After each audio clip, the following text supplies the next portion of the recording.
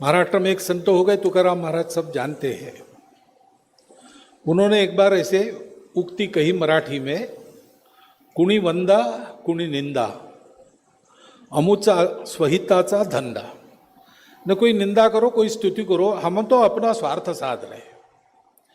लेकिन उनका स्वार्थ क्या था? पूरा विश्व उनका था। तो हम स्व को अपने शरीर मन बुद्धि में बंद कर लेते हैं, तो फिर ये हमारी झगड़े का कारण बनता है। और व्यक्तियों के झगड़ों से लेकर तो राष्ट्रों के झगड़े तक सबका मूल कारण ये है, हमें चाहिए, मुझे चाहिए, बाकी दुनिया को क्या चाहिए इसका मैं विचार नहीं करूंगा। जब भैया बहनों का रिश्ता है तो सुरक्षा की समस्या ही नहीं रहती, सब अपने, सब एक ही परमात्मा की संतान है, सारी सृष्टि उसकी बनाई है। और इसलिए हम ये कहानियां सुनते, कथाएं सुनते हैं कि एक रास्ते पर लोग जाने से डरते थे क्योंकि एक बहुत बड़ा विषैला नाग वहां रहता था और जो जाएगा उसका पीछा करके उसको काटता था। इतना बड़ा था, उसको देखकर ही लोग डर जाते, मारना भी संभव नहीं था। तो तथागत एक बार उस रास्ते पर चले, लोगों ने समझाया मत जाइए। उन्होंने कहा मुझे इसी रास्ते से जाना है, परिस्थिति से मुझे क्या लेना देना, क्योंकि जो अपने अंदर क्या है वो जानता है। अभी अंतर जगत की यात्रा हमने की, उस यात्रा के गंतव्य तक जो पहुंच जाता है वो तो उसको पता है, परिस्थिति आती है और जाती है। परिस्थिति में मैं कायम हूं, अच्छा था तब भी मैं था, खराब था तो भी मैं था, झेलने वाला तो मैं हूं। और जो झेलना है वो बदलते रहता है। इसलिए जो झेलना पड़े, जाना तो अपना रास्ता जो तय किया है उसी से, इसलिए निकले। तो लोगों ने देखा तो विशैला साहब वो सामने आ गया और जैसे उसने तथागत तो देखा, उसने अपने फन को समेट लिया और उनके चरणों पर नमन करके चला गया। अब आज के तथाकथित बहुत बुद्धिवादी लोग इसका सबूत मांगेंगे। अब सबूत क्या देना भाई, इतनी पुरानी बात, उस समय कोई लिखता नहीं था। भारत के ज्ञान में ही ये बात है कि ऐसे होता है, इसलिए इसमें लिखने लायक भी कुछ नहीं। तथागत जैसी तपस्या करे तो वैसे ही होगा, इसलिए किसी ने लिखा नहीं होगा। परंतु संदेश तो पक्का है कहानी का। हम अगर सबको अपना मानते, हमारे अंदर बैर नहीं है तो कोई हमारा वैरी नहीं है। और आजकल पर्यावरण के लोग यही कहते हैं, सर्प मित्र होते आजकल। पहले तो सांप कोई भी हो, कैसा भी दिखे, मारो उसको, क्योंकि डर था, हमारे मन में डर था काटेगा। अब वो ज्ञान के कारण वो डर चला गया तो लोग कहते नहीं भाई सब सांप विषैले नहीं होते। और विषैले सांप भी इसलिए काटते हैं कि आप कुछ करते हो, उनकी जगह पर आप जाते हो।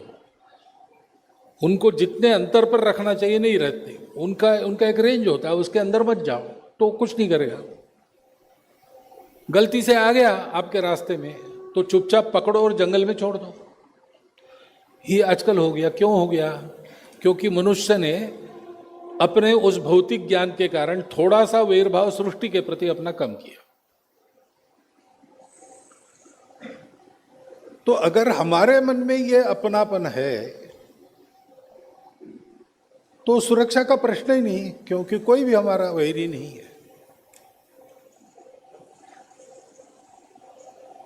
दुनिया में लोगों को डर लगता है, ये बड़ा होगा तो मेरा क्या होगा, भारत बड़ा होगा तो हमारा स्थान कहाँ रहेगा, इसलिए लागू करो टैरिफ। हमने तो कुछ किया नहीं भाई,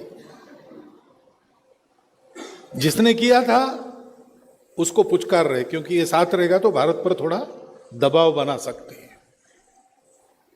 ये क्यों है? 7 समंदर पार आप लोग हैं, हम यहाँ पर हैं, कोई संबंध तो आता नहीं, लेकिन डर लगता है। मैं मेरा के चक्कर में ये सारी बातें होती है। जब ये समझ में आता है कि मैं मेरा यानी हम हमारा है, तो ये सारी समस्याएं समाप्त हो जाती है। विश्व को आज सॉल्यूशन चाहिए। उन्होंने अपनी अधूरी दृष्टि के आधार पर बहुत प्रयास किए, हल निकालने का प्रयास किया, नहीं मिला, क्योंकि मिलना संभव नहीं। आपको शरीर है तो आपके पास मैंपन है, क्योंकि मैं हूं ऐसा हमको लगता है। अब मैं आंखें देखता हूं, मैं हूं यानी क्या हूं, तो दर्पण में जाके देखता हूं तो ये हाड़ मांस का बना शरीर है, उसके कपड़े हैं। अच्छी अच्छी बातें मेरे बारे में कही गई, लेकिन वो भी परिस्थिति है ना। संघ ने इस समय मुझे सरसंघ चालक बनाया है, इसलिए आपको ऐसा लगता है। किसी दूसरे को बनाते तो उसके बारे में आपको यही लगता। ये भी सत्य नहीं है, ये भी बदलता है। असली मैं क्या हूं, इसको जब तक आदमी जानता नहीं तब तक उसकी समस्याएं समाप्त होता नहीं। इसको जब तक राष्ट्र जानते नहीं तब तक उनकी समस्याएं समाप्त होती नहीं। हमारे देश में हम लोग आज भी, हमको ये पता हो न हो, यहाँ जो नहीं है, जो न ब्रह्मा कुमारी के संबंध में है, जो न संघ के संबंध में, ऐसे भी जो लोग हैं वो भी जाने अनजाने चाहे अनचाहे थोड़ा ऐसा सोचते हैं कि वास्तव में मैं क्या हूं। तो थोड़ा ये विचार रहता है मन में कि अरे ये शरीर रहा नहीं रहा तो क्या है। शरीर के परे जो अमर अस्तित्व है वो सत्य है। इतना तत्वज्ञान वो नहीं बोलेंगे, लेकिन कभी आप रिक्शा करके चले गए, आजकल तो वो रिक्शा होते नहीं पर ऑटो रिक्शा तो है, और पैसे दिए आपने, वापस उसके पास खुदरा नहीं है, तो आप कहते कि चलो भाई इतना बचा है तो कल ले जाना। तो वो बोल जाता है सहज रूप में कि साहब जाने दो,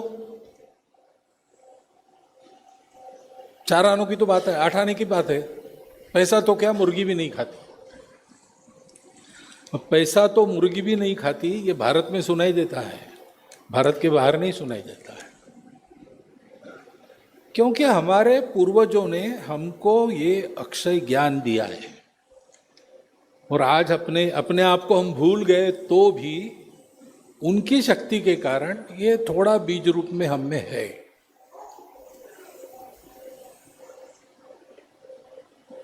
और राष्ट्र के नाते भी भारत अपने आप को जानता है। भारत कहता है कि हम एक बड़े देश है और हमको बड़ा बनना है, भरपूर बनना है। लेकिन किस लिए भरपूर बनना है, हमारा काम क्या है? वो कहता है कि हमको इसलिए बनाया गया कि समय समय पर ये जो मनुष्य के विचार में कमी होती है, जोड़ने वाले तत्व की, आत्मा की, उसको पूरा करने के लिए हमको एक देश के नाते जीना है, बड़ा बनना है, भरपूर बनना है। क्योंकि विश्व का स्वभाव है, सही बात कोई एक फटेहाल आदमी आपको आकर यही बात बताए जो मैं बोल रहा हूं, तो आप नहीं सुनेंगे। वो बोलने वाला कौन है, क्या है? मैं बोल रहा हूं तो आप सुन रहे हैं, क्योंकि मुझे आज कुछ बना दिया है संघ ने। से दुनिया भी जो बना है उसका मानती है, तो इसलिए भरपूर बनना है। लेकिन भरपूर बन के क्या करना है? बाकी लोग भरपूर बन के क्या करते हैं? जो भरपूर है उनको कम करके अपने आप को बढ़ाने में लगते हैं। लूट खसोट चलती है, आक्रमण करते हैं, अपने शक्ति के मद में दुर्बलों को दबाते हैं। भारत ने अपने आप को पहचाना, भारत कहता है हम इसके लिए नहीं है। आप कभी भी देखो, प्राचीन समय तो है ही, लेकिन अपना अर्वाचीन इतिहास देखो, स्वतंत्रता प्राप्त करने वाले अपने जो सब नेतागण थे, अलग अलग विचारों के, अलग अलग विचारधाराओं के, सब ने कहा है कि भारत को भरपूर बनना है, बनाना है। किस लिए बनाना है? तो सब लोगों ने यही बात की है कि भारत को सारे विश्व को राहत देनी है। और इसलिए इसलिए इसलिए भारत में आज भी अभाव में भी लोग सुखी रहते हैं। अभाव होना नहीं चाहिए, लेकिन अब है, अभी बदलेगा तब बदलेगा। है तो भी लोग, संतोष लोगों के पास है, सुविधा नहीं है, दुख है, कष्ट है। लेकिन दुख कष्ट में भी एक आधा माल ढोने वाला अपने उस गाड़ी को ढोते ढोते थोड़ा अवकाश मिलता है, तो नागपुर में आपने दृश्य देखा होगा कि जहाँ अच्छे घने वृक्ष है रास्तों पर, उसकी छाया में अपना ठेला रखकर उस पर सो जाता है आराम से। करोड़ों कमाने वाले भी अन्य देशों में नींद की गोलियां लिए बिना सो नहीं सकते। तो एक संतोष धन हमारे पास उसके कारण है क्योंकि हमारे पास ये अपनापन है। अयम निज परो वेति गणनाम लघुचेतसाम उदार चरिता नाम तो वसुधैव कुटुंबकम। क्योंकि हमको ये कनेक्शन पता है। लेकिन जैसा मैंने कहा कि थोड़ा सा है, सूक्ष्म है, अंदर है, कभी कभी प्रकट होता है, इससे काम नहीं चलेगा। वो सदैव पूर्ण रूप से प्रकाशित होना चाहिए, हमारे कृति से दिखना चाहिए। दीदी ने कहा भारत को बनना नहीं है, भारत पहले से बना है। भारत को भरपूर होना, भारत पहले से भरपूर है।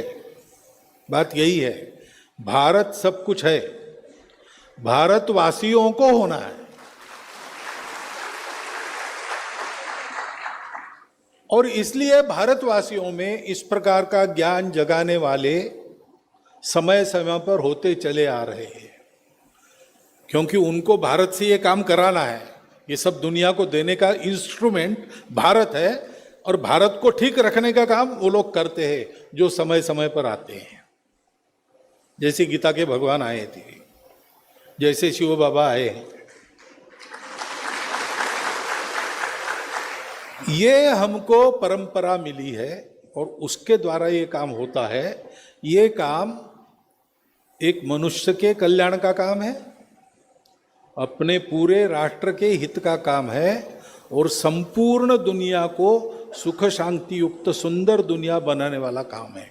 एक पंथ में तीन तीन काज।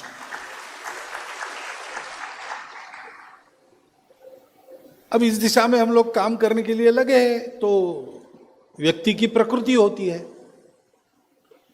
प्रकृति के ऊपर उठता है, तब वो ये सारा अनुभव होता है। जो मैं बोल रहा हूं वो अनुभव में आता है और आदमी का जीवन बदल जाता है। लेकिन तब तक तो प्रकृति होती है। तो प्रकृति विविध है, रुचि विविध है। किसी को कोई पसंद आता है, कोई किसी का गाना पसंद आता है, किसी को किसी का गाना पसंद आता है। कोई क्लासिकल म्यूजिक के दर्दी लोग हैं, किसी को वो समझ में नहीं आता, उसको भावगीत सुनना है, सुगम संगीत सुनना है। तो सब लोगों को सही रास्ते पर लाने के लिए वहां तक जाने के जो रास्ते हैं वो सबके अलग अलग हो सकते हैं। ये भी हमने माना है, क्योंकि हम जानते हैं कि एक ही तत्व सब खेल कर रहा है। और इसलिए कई प्रकार से अलग अलग रूपों में, अलग अलग रंगों में, अलग अलग कार्य पद्धति, कार्यक्रम लेकर ये काम करने वाले प्रवाह आज भारत में विद्यमान है। उसमें एक बहुत बड़ा प्रयास, विराट प्रयास ब्रह्मा कुमारीज का है।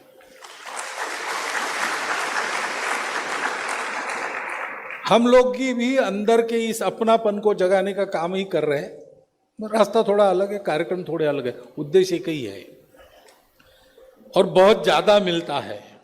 आपके जैसे आपने कहा कि आप पूर्णतया स्वावलंबी है, जो कुछ होता है उसके लिए भवन बनाने पड़ते हैं, केंद्र बनाने पड़ते हैं, सेवा करनी पड़ती है, ये सारा जो खर्चा होता है वो खर्चा किसी से मांगते नहीं, हम अपना बनाते। संघ भी ऐसे ही करता है, संघ के स्वयंसेवक संघ को चलाते हैं। आप क्या करते हैं? आप शील जगाते हैं, चारित्र जगाते हैं, और चारित्र जगाने का आधार क्या है? बाहर की कोई बात नहीं, अंदर की बात है। अपनी अंतर यात्रा करो, शरीर मन बुद्धि के परे जाओ। संघ भी कहता है कि बनना है तो अंदर से बनना है। चारित्र्य, चारित्र्य के पीछे शील होता है। चारित्र्य यानी बाहर से जो आचरण लगता है, चरण, घूमना फिरना, करना बोलना सोचना, ये सारा दिखता है बाहर से, वो ठीक होना है तो अंदर की प्रवृत्ति ठीक होनी चाहिए। उसके लिए गहराई में अंदर उतरकर वहां से हम सब ठीक करते हैं। संघ भी यही सोचता है कि ठीक होना है तो अंदर से होना है, तरीका अलग है। और आज आवश्यकता दुनिया की है कि भारत भरपूर, फिर से भारतवासी भरपूर और ज्ञानयुक्त होकर अपने अपने जीवन से सबको सिखाए। तो पूरे भारत को ऐसा होना है तो आज की तारीख में 142 करोड़ लोगों का देश है, इतनी सारी भाषाएं, इतनी सारी विविधता, इतने सारे पंथ संप्रदाय सब है, तो करने वाले भी उतने सारे हैं। केवल संघ नहीं, केवल ब्रह्म कुमारी नहीं, और भी है। तो एक ही उद्देश्य को लेकर अपने अपने कार्यक्रम रंग रूप लेकर काम करने वाले सब लोगों को परस्पर पूरक होना आवश्यक है। मिल नहीं जाना, अपना अपना काम अपने तरीके से करना, क्योंकि तरीका मूल में सबका एक ही है, अंदर को जगाओ, और जाना भी सबको एक ही है। और समाज इतना बड़ा और इतनी विभिन्न रुचियों वाला है कि एक कोई सबको नहीं पकड़ सकता। तो अपने अपने तरीके से जिन जिन को हम बना सकते हम बनाएं, सब मिलके एक ही रास्ते पर, एक ही मंजिल पर जाने वाले हैं अपने अपने तरीके से। ये ध्यान में रखकर परस्पर सहयोगी बनकर चले, परस्पर बाधक न बने। ऐसी अगर इस देश की ये सज्जन शक्ति चलती है तो ये जो राहत चाहिए दुनिया को और उसको देने वाला भारत यानी भारतवासी खड़ा होना है, वो काम बहुत जल्दी संपन्न होगा। इसी भावना से बहुत दिन से मैं सुन रहा था ब्रह्मा कुमारी के बारे में, और बाद में संपर्क में भी आ गए, प्रत्यक्ष भेंट होने लगी। तो मैं आऊँगा ऐसा मैं कहते रहा, लेकिन समय लगता है हमको समय निकालने में। तो यहाँ नागपुर के केंद्र में आज आया हूँ, और जैसा आपको बताया गया, अबू आने का भी निमंत्रण मुझे मिला है। मैंने कहा है कि 26 के मार्च में अगर आप हमको बताएंगे तो 27 में हम कोई सुविधा का दिनांक देखेंगे, अथवा आपका कार्यक्रम कब है वो देखेंगे, और वहाँ मैं आऊँगा। मैं आऊँगा कुछ आशीर्वाद देने के भाव से नहीं आऊँगा, क्योंकि मैं जानता हूँ वो मेरी पात्रता नहीं है, वो साधना करने वालों की होती है, दीदियों की है, भैयाओं की है, मेरी नहीं है। मैं आऊँगा सीखने के लिए, देखने के लिए, और ये कहने के लिए कि अपने अपने रास्ते से चलकर हम सबको एक ही लक्ष्य तक सबको पहुंचाना है। इतना ध्यान में रखिए। इतनी ही एक विनंती आपके सामने रखता हूं और मेरी 4 शब्द समाप्त करता हूं।